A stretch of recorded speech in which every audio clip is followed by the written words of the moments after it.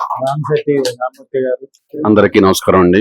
ఈరోజు మన చందు జనార్దన్ గారు ఈ ప్రోగ్రాం అరేంజ్ చేయటము, మరి మన రంగా గారి 36వ వర్ధంతిని గుర్తు చేసుకోవటము. ఎందుకంటే నేను చదువుకున్న టైంలో మాది తిరువూరు దగ్గర నేటివ్ ప్లేసు, అయినా నేను కృష్ణలంకలో ఉండేవాడిని. ఆ కృష్ణలంకలో ఉన్నప్పుడు నాకు చిన్న సంఘటన జరిగింది. ఎందుకంటే నేను ఆ బస్ స్టాండ్ ఎదురుగా దిగి, విజయవాడ బస్ స్టాండ్ దిగి ఏదో బట్టలు కొనుక్కుందాం అని చెప్పేసి వెళితే ఆ ఒకతను వచ్చేసి 2 ప్యాంట్లు 2 షర్ట్లు అని చెప్పేసి అని నాకు 300 రూపాయలకి ఇచ్చాడు. కానీ వెంటనే టైలర్ దగ్గర పోతే ఇది 2 ప్యాంట్లు కాదు, 2 షర్ట్ కాదు, 1 ప్యాంట్ 1 షర్ట్ అని చెప్పేసి అని చెప్పడం జరిగింది ఆ టైలరు. అప్పుడు నేను వెంటనే, బాబు నేను రంగా గారి దగ్గరికి వెళ్తున్నాను, నీ ఇష్టం, నా డబ్బులన్నా ఇవ్వు, లేకపోతే ఒక ప్యాంటు షర్ట్ అని ఇవ్వమని చెప్పేసి నేను రంగా గారి పేరు చెప్పాను. నేను పేరు చెప్పిన 5 నిమిషాలకే, బాబు రంగా గారి పేరు చెప్పావు కాబట్టి నీ డబ్బులు నువ్వు తీసుకొని పో అని చెప్పేసి నాకు 300 రూపాయలు మళ్ళీ వెంటనే రిటర్న్ ఇచ్చాడు.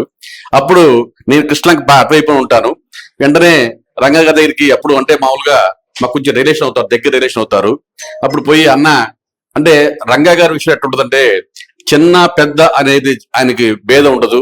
యాక్టివ్ గా ఆయన దగ్గరికి వస్తే మాత్రం రా కూర్చోమ్మా అని చెప్పేసి కూర్చోబెట్టేసి మాట్లాడే భావం అయింది.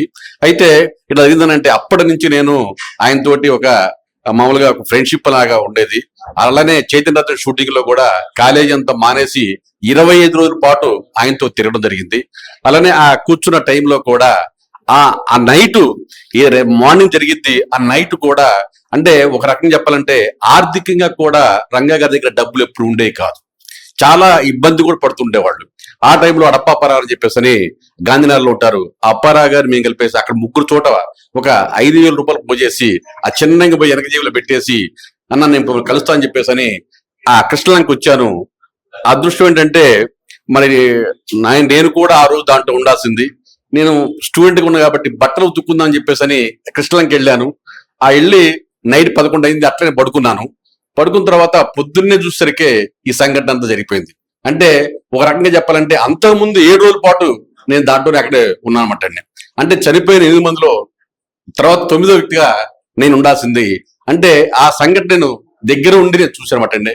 ఎందుకంటే అప్పటి నుంచి కూడా రంగా గారు అంటే నేను ఒక దేవుడు, మరి రాముడు కృష్ణుడు ఎట్లా ఉన్నాడో నాకు తెలియదు, కానీ నాకు రాముడు కృష్ణుడు దేవుడి కాడికి మన రంగా గారే నేను దేవుడిగా భావిస్తానమాట అండి. ఎందుకంటే అటువంటి భావాలు ఉన్న వ్యక్తి, డబ్బుల గురించి కాదు, లేకపోతే ఇందాక సార్ అంతా చెప్పినట్టుగా కులం అనేది ప్రస్తుతం ఎప్పుడు ఉండేది కాదు.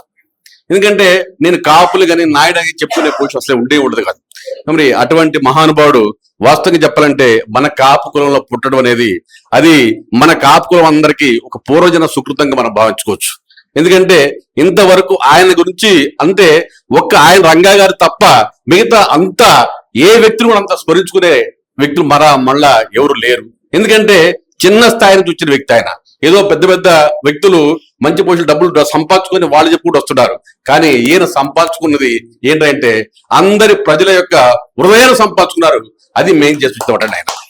కాబట్టి ఆయన ఆశయాలు కానివ్వండి, ఆయన ఏదైతే మామూలుగా అనుకున్నాడో, ఎందుకంటే విజయవాడ ఎక్కడ, ఖమ్మం ఎక్కడ, ఖమ్మంలో మీటింగ్ పెడితే 1,00,000 మంది వస్తే అప్పుడు రంగా గారి ఖమ్మం ఏంటే, ఖమ్మమా విజయవాడ అని చెప్పేసి అనుకునేవాళ్ళు.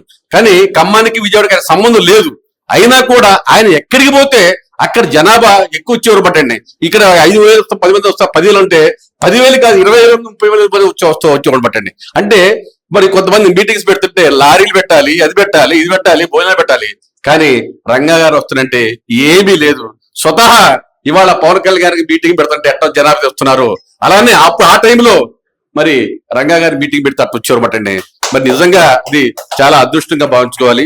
మరి అటువంటి వ్యక్తి నేను 36 సంవత్సరాలు నేను అనుకోవట్లేదు, నాకైతే 3 సంవత్సరాల క్రితం 4 సంవత్సరాల క్రితం ఈ సంఘటన జరిగిందని చెప్పి అనుకున్నాను నేను. ఎందుకంటే దగ్గర ప్రత్యక్షంగా చూసిన వ్యక్తి కాబట్టి నేను. కాబట్టి నిజంగా వారి ఆశయాల్ని మేము అదే అనుకున్నాము. తెలంగాణ ఆంధ్రాలో కూడా మన ఒక వ్యక్తి ఒక శక్తిగా మన ఫస్ట్ చిరంజీవి గారు వద్దాం అనుకున్నారు, కానీ కొన్ని విషయాల వలన ఆయనకున్న మామూలుగా అంటే బలమైన శక్తి అనేది, అంటే ఆయన డెసిషన్ అనేది కరెక్ట్ గా చేసుకోలేకపోవడం వలన ఆ రోజు మనం దారించుకున్నాం. ఈ రోజు మనకి ఒక పవన్ కళ్యాణ్ వ్యక్తి వచ్చాడు.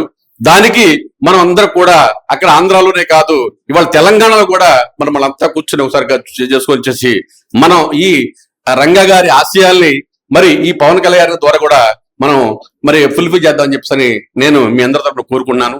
అలా చేద్దామని చెప్పేసి అందరూ ఒకటని చెప్పేసి నా కోరిక. ఈ రోజు మరి ఈ ప్రోగ్రామ్ ని మన సింధు జనార్దన్ గారు అరేంజ్ చేయడం అనేది నిజంగా ఒక అదృష్టంగా నేను భావించుకుంటున్నాను. థ్యాంక్ యూ అన్న.